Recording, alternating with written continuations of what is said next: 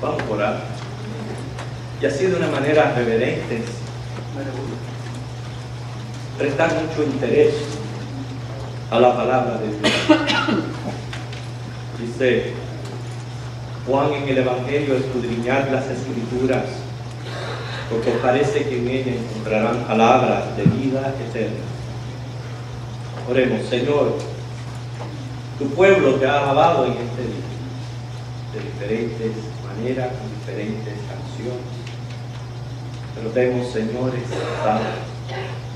Ahora, Padre, nuestras almas callan para podernos centrar en escuchar tu voz por medio de tu santa palabra, que tú has querido, Señor, que sea expresada por medio de tus predicadores, pero siempre es tu voz, es tu mensaje, es tu llamada. Bendice a este pueblo con tu palabra, y oramos sabiendo que nunca va a regresar vacío, porque eres fiel a ti. En Cristo, amén. Según el diccionario Voz de la Lengua Española, tiempo es el devenir como sucesión continuada de momentos. Devenir como sucesión continuada de momentos, o duración de la vida de una persona o de una acción. Hermanos, el Dios que adoramos, el Dios creador, es eterno, no es regido por nada ni nadie. Fue quien creó el tiempo, poniéndolo a transcurrir. Cuando llamó Dios a la luz día y a las tinieblas llamó noche.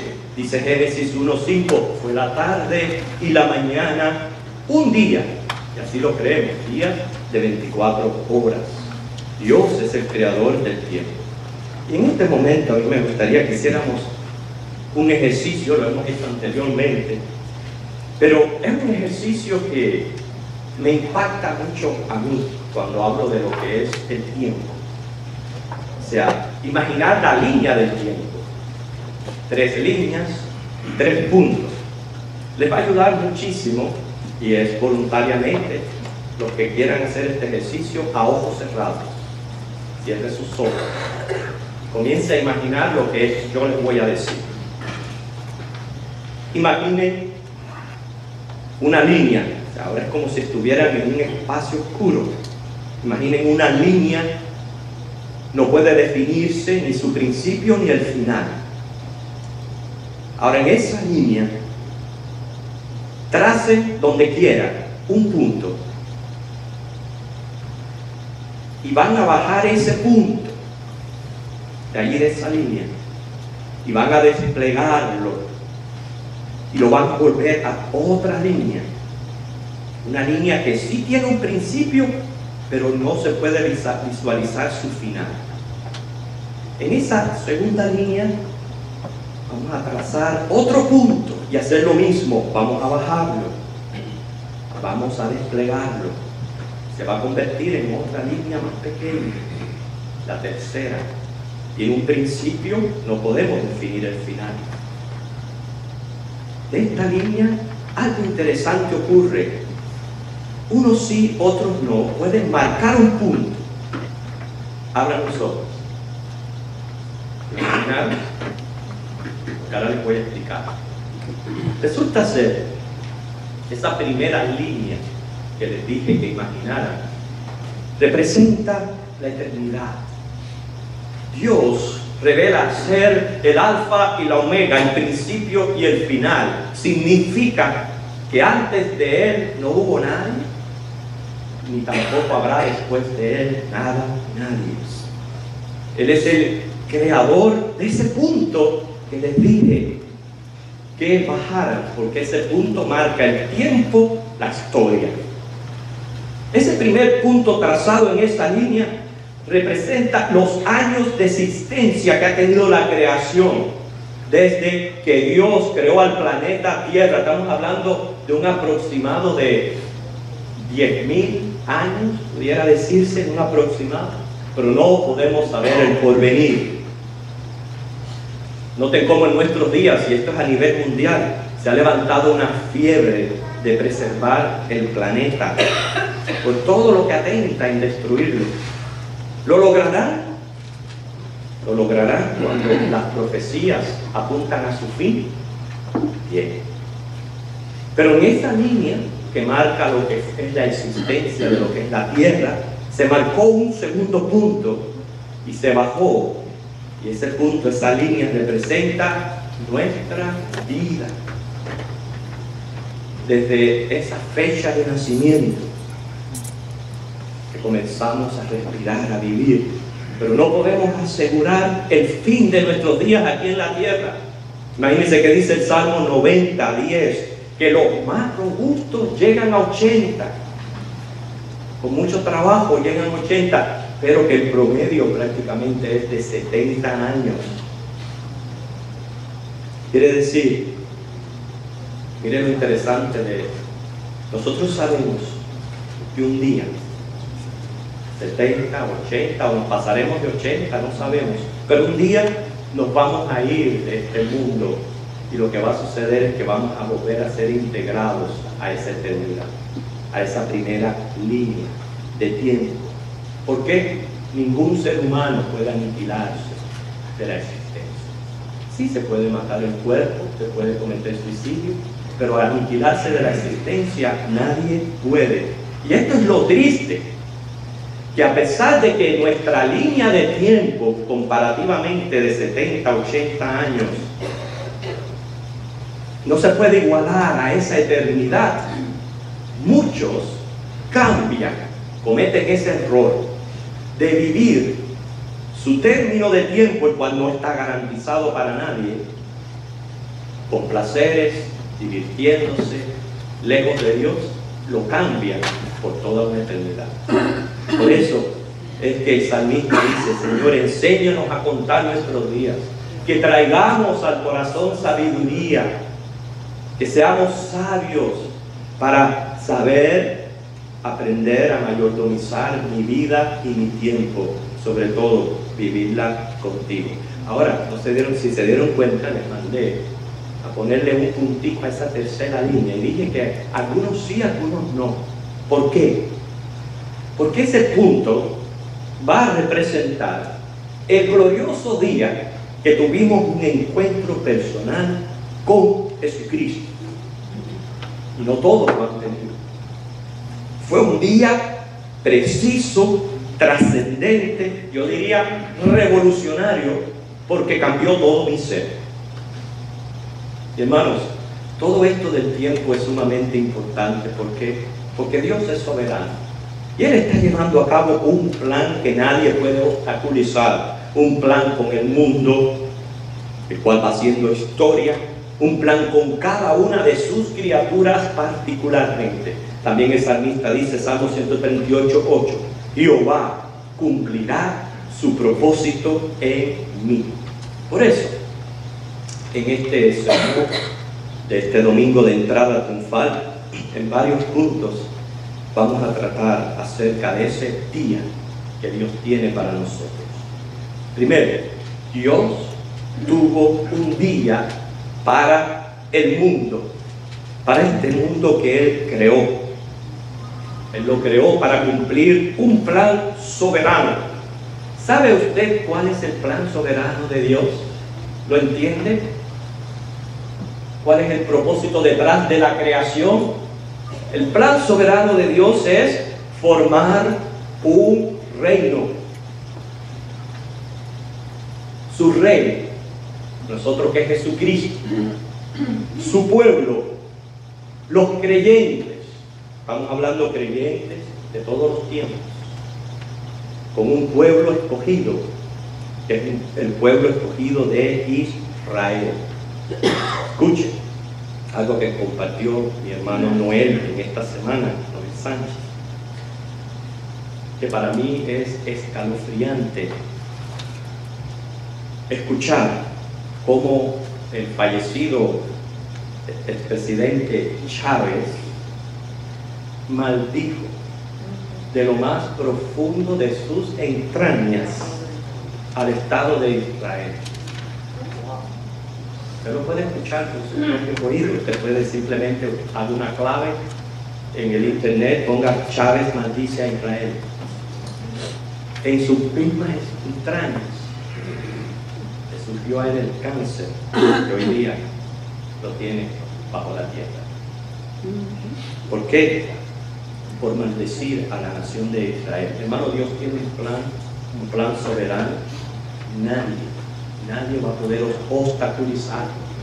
Quiero que vayan conmigo a Gálatas capítulo 4, versículos 4 al 7. Gálatas 4, del 4 al 7.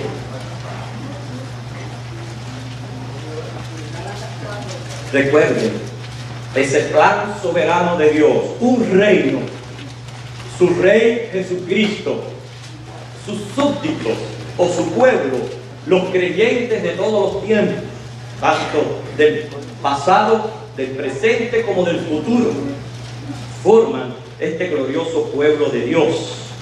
Y dice Gálatas 4, del 4 al 7, pero cuando vino el cumplimiento del tiempo, Dios envió a su Hijo, nacido de mujer y nacido bajo la ley, para que redimiese a los que estaban bajo la ley, a fin de que recibiésemos la adopción de hijos. Y por cuanto sois hijos, Dios envió a vuestros corazones el Espíritu de su Hijo, el cual clama, Abba, Padre.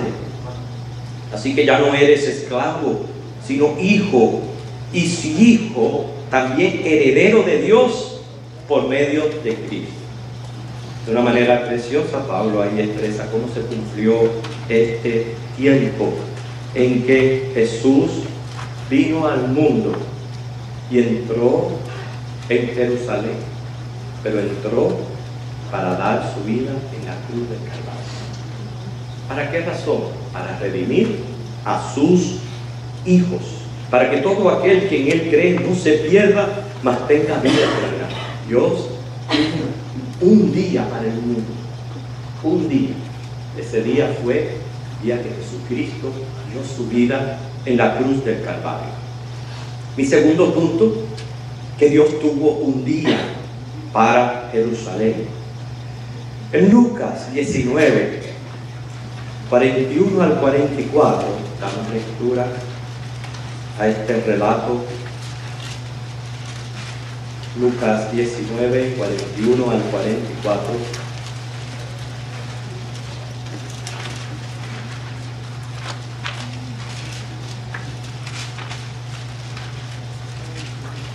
Y cuando llegó cerca de la ciudad, al verla, lloró sobre ella, diciendo: oh, si también tú conocieses, a lo menos en este tu día, lo que es para tu paz.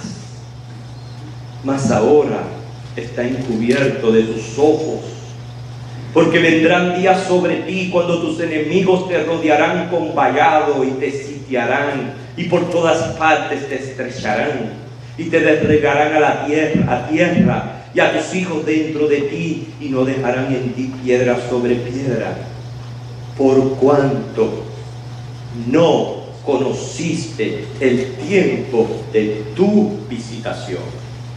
Qué importante es el tiempo. Qué importante es el tiempo. Dios tuvo un día para Jerusalén. Y sí, muchos clamaron en ese día: bendito el Rey que viene en el nombre del Señor. Quién sabe si influenciado por los discípulos, ya que en Lucas 19, de 37 al 40, el que dice que eran los discípulos quienes alababan al Señor de esa manera. Pero otros, muchos, incluyendo líderes religiosos de Israel, rechazaron abiertamente al Mesías. Y por eso Jesús llora por Jerusalén, porque no conocieron el tiempo de su visitación. Mi tercer punto: Dios tuvo un día para mí. Dios tuvo un día para el mundo. Dios tuvo un día para Jerusalén. Pero Dios tuvo un día para mí. Y hay que hablar en primera persona, porque la salvación es un asunto muy personal. Muy personal. Quiere decir que hay un día específico en el plan soberano de Dios en que Él nos visita personalmente. Nos visita. ¿Y para qué nos visita Dios? Si no es para bendecirnos, si no es para salvarnos, si no es porque quiere el bien de nuestras almas. Y estoy seguro que fue en diferentes circunstancias, diferentes tiempos, pero hubo un momento en que tuvimos un encuentro personal con Cristo, un encuentro glorioso. Y yo no quiero hablar de mis detalles de cuando yo conocí al Señor. Cada uno de nosotros tenemos nuestra historia, nuestra maravillosa historia que contar con nuestro Señor. Pero yo sí quiero hablarles de lo que sucedió en común con todos nosotros. Porque usted pudiera decir, bueno, yo conocí al Señor en una campaña, porque me dieron un tratado, porque alguien me habló personalmente. Pero a pesar de que las circunstancias son diferentes, algo en común sí tuvo que haber ocurrido, porque es lo que nos hace genuinos hijos de Dios. Y les hablo de la promesa, de la obra del Espíritu Santo en el corazón del creyente, como Él convence. Esa palabra es importante. Esa palabra es que ya no hay duda ninguna en mí, ninguna duda, sino que estoy firme, seguro, y nadie me mueve de lo que yo he creído, porque he sido convencido, no por mí mismo, sino por el Espíritu Santo de Dios. Y eso lo leemos en Juan 16, versículos 7 al 11. Juan 16, 7 al 11.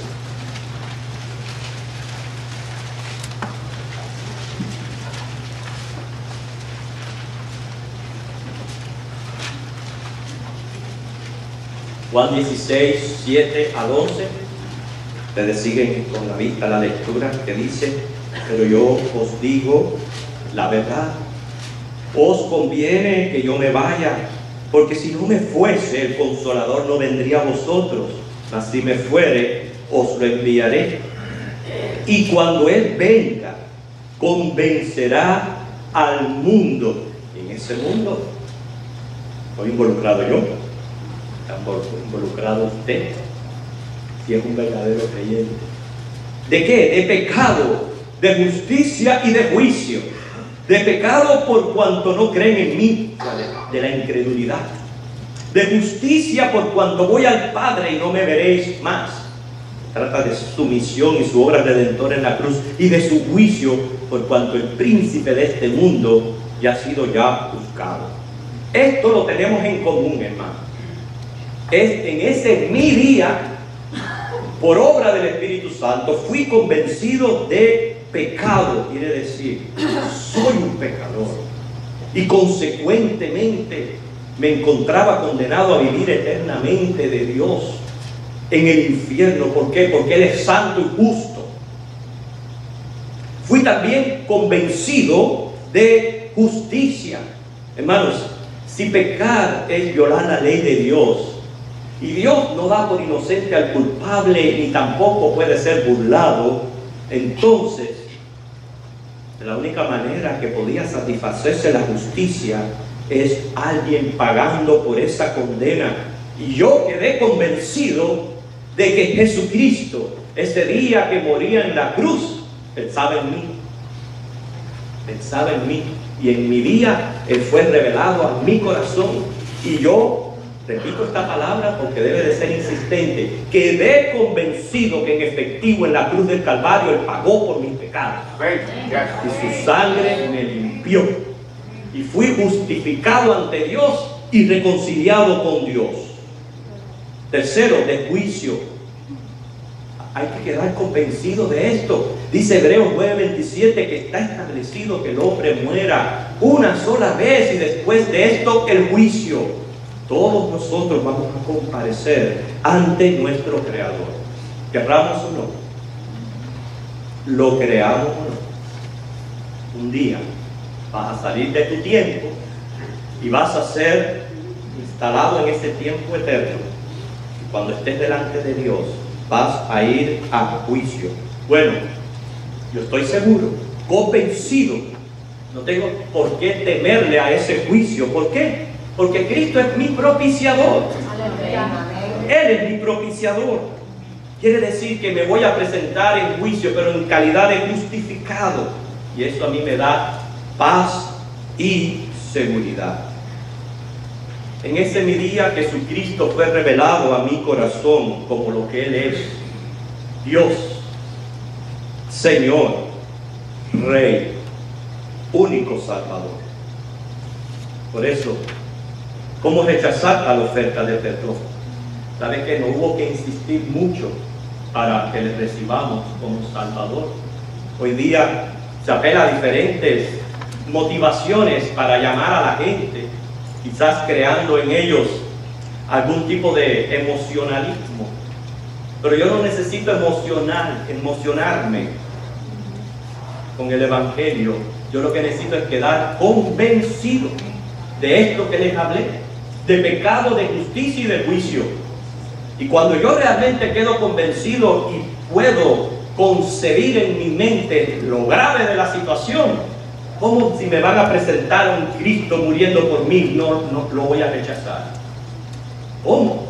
No hubo que insistir mucho en ese mi día.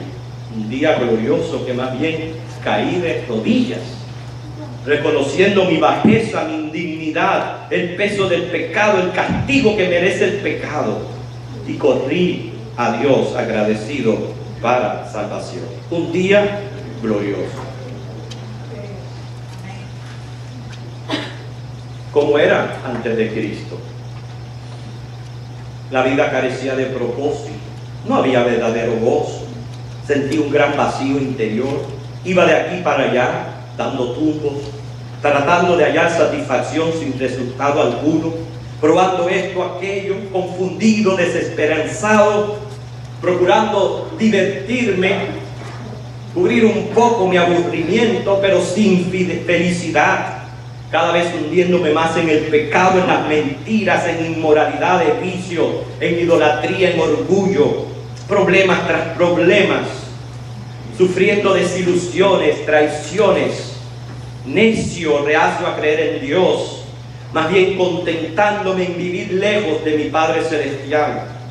Vivía ciego ante la realidad de la vida y la muerte, sordo a la palabra de vida, más bien un muerto vivo, un hueso seco, un hueco respirando, pero un alma sin vida. Así era antes de Cristo. ¿Cómo soy después de Cristo? Feliz.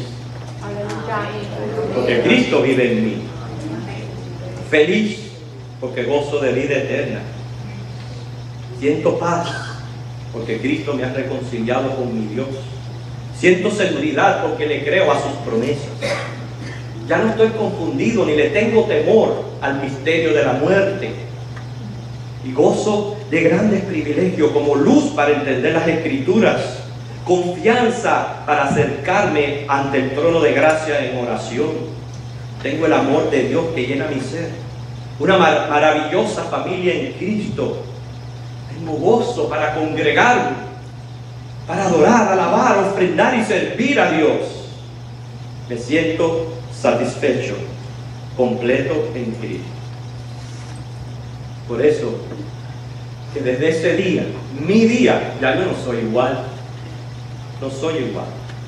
Bueno, hermanos, los días pasan y los años se van veloces, pero Dios sigue cumpliendo su plan. Su plan para el mundo, su plan con Jerusalén, y su plan para conmigo, su plan para contigo. Por eso mi último punto es: Dios tiene un día para ti. Un día para ti, igual que lo tuvo conmigo. Yo no sé, pero puede ser que este sea tu día. Solo Dios y tú lo sabes. El día de que por el Espíritu Santo hayas quedado convencido de tu pecado, de la justicia y de juicio. Y ojalá que hoy sea el día en que tú entregues tu corazón a Cristo, que no haya que estar insistiéndote, rogándote, como si venir a Cristo es hacerle un favor a una iglesia, a una religión, a un pastor. ¿Quién dijo eso? Al contrario, ninguno de nosotros va ni quitarle ni añadirle gloria a Dios. Ninguno. Hermano, esto es para nuestro bien. Por eso que Jesús lloró por Jerusalén, porque no conocían lo que era para su bien. Se trata de escapar del infierno. Hay muchos que no creen en el infierno, pero es bíblico. Las cosas que no existen no se mencionan.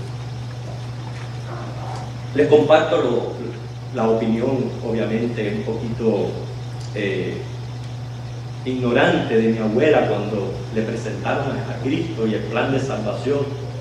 Y ella, en su ignorancia, dijo: mire, yo voy a aceptar a Cristo, porque cuando yo muera, si no hay nada allá arriba, nada perdido.